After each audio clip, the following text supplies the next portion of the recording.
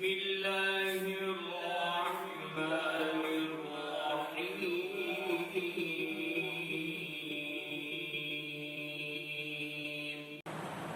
الحمد لله رب العالمين وصلى الله تعالى على خير خلقه محمد وعلى آله وأصحابه أجمعين.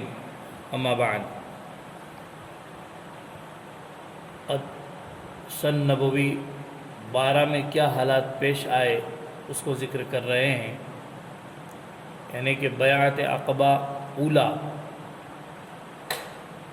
کب پیش آئی، اس میں کون کون شامل تھے، پھر اس کے بعد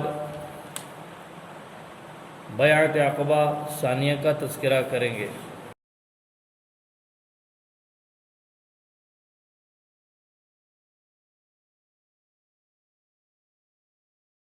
یعنی دوسری بیعت عقبہ، یہ پہلی بیعت عقبہ کا ذکر کر رہے ہیں۔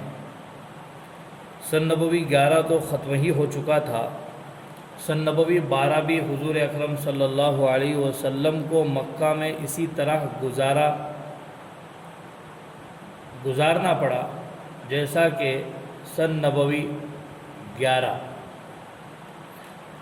قریش کی مخالفت بدستور ترقی پذیر تھی، ساتھ ہی حضور اکرم صلی اللہ علیہ وسلم کو یہ پورا سال سخت امیدوں کی حالت میں گزارنا پڑا، کیونکہ آپ صلی اللہ علیہ وسلم کو مدینہ کے ان 6 مسلمانوں کا بہت خیال تھا جو تبلیغ اسلام کا وعدہ کر گئے تھے۔ آپ صلی اللہ علیہ وسلم کو اس عرصے میں کوئی خبر نہیں معلوم ہوئی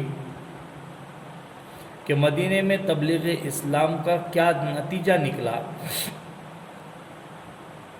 آخر سن نبوی 12 کے آخری مہینہ ذی الحجہ میں آپ صلی اللہ علیہ وسلم مقام مینا کے پاس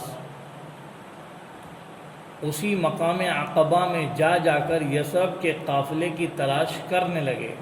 اتفاقاً آپ صلی اللہ علیہ وسلم کی نظر ان لوگوں پر پڑی جو پہلے سال بیعت کر گئے تھے، انہوں نے بھی حضور اکرم صلی اللہ علیہ وسلم کو دیکھا اور بڑے شوق سے بڑھ کر ملے۔ اب کی مرتبہ یہ کل 12 آدمی تھے، ان میں کچھ تو وہی پچھلے سال کے مسلمان تھے، کچھ نئے آدمی تھے جو اوس اور خزرج دونوں قبیلوں سے تعلق رکھتے تھے۔ ان 12 بزرگوں کے نام یہ تھے: نمبر 1 ابو امامہ، جن کا نام اسعد بن زرارہ نقل کیا ہے۔ نمبر 2 عوف بن حارث بن رفاعہ۔ نمبر 3 رافع بن مالک بن عجلان۔ نمبر 4 عتبہ بن عامر۔ نمبر 5 عقبہ بن عامر۔ یہ 5 اشخاص تو پچھلے سال کے 6 مسلمانوں میں سے تھے، باقی نئے 7 یہ تھے: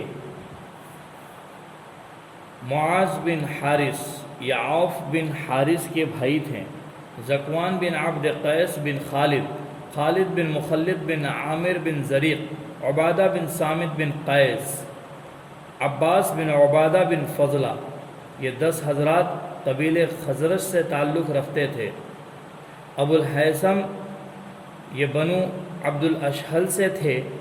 وعیم بن سعیدہ، اخیر کے دونوں بزرگ قبیل اوس سے تعلق رکھتے تھے۔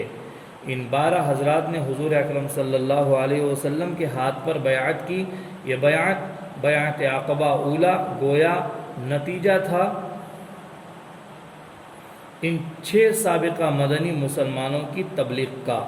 رخصت ہوتے وقت اس مسلم جماعت نے حضور اکرم صلی اللہ علیہ وسلم سے درخواست کی کہ ہمارے ساتھ ایک قاری یعنی مبلغ بھیجا جائے۔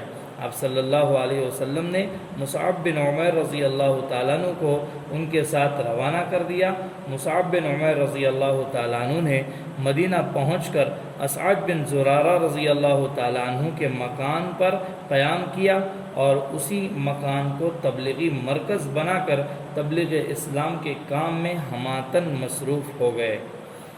عقبہ اولیٰ میں آپ صلی اللہ علیہ وسلم نے یہ اقرار کرائے تھے: نمبر 1 ہم اللہ وحدہ لا شریک لہ کی عبادت کریں گے اور کسی کو اس کا شریک نہیں بنائیں گے۔ نمبر 2 ہم چوری اور زناکاری کے پاس نہ پھٹکیں گے۔ نمبر 3 اپنی لڑکیوں کو قتل نہیں کریں گے۔ نمبر 4 کسی پر جھوٹی تہمت نہ لگائیں گے۔ نمبر 5 چغل خوری نہ کریں گے۔ نمبر 6 ہر اچھی بات میں نبی کی اطاعت کریں گے۔ یہ بیعت عقبہ اولیٰ کو ذکر کیا ہے۔ اب مصعب بن عمیر جن کو آپ صلی اللہ علیہ وسلم نے مبلغ بنا کر ان کے ساتھ بھیجا ہے، انہوں نے مدینے میں جا کر کس طرح کام کیا اور کیا کامیابی ان کو حاصل ہوئی، اس کو ذکر کریں گے۔ اس کے بعد انشاءاللہ بیعت عقبہ ثانیہ کو ذکر کریں گے اور اس میں کون کون شریک تھے ان کے نام بھی ذکر کریں گے۔ آپ سے گزارش ہے آپ اسے سنیں، آگے شیئر کیجئے۔ جزاکم اللہ خیرا واحسن الجزاء فی الدارین۔ السلام علیکم ورحمۃ اللہ وبرکاتہ۔